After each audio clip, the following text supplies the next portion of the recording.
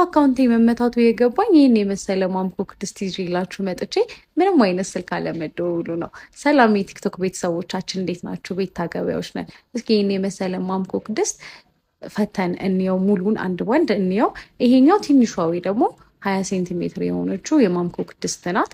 ሁለተኛው ደግሞ 24 ሴንቲሜትር ነው። ሶስተኛው ደግሞ እንደ መጥበሻም እንደ ድስት መጠቀም የምትችሉት እዚህ ጋር የምታዩት 28 ሴንቲሜትር የሆነ ድስት ነው። ቀጣዩ ደግሞ ወይ ደግሞ አራተኛው 28 ሴንቲሜትር ነው። የመጨረሻውና ትልቁ 32 ሴንቲሜትር ሲሆን አንድ ዶሮ አይ ቲንክ መስራት ይችላል ተብሎ ይታሰባል።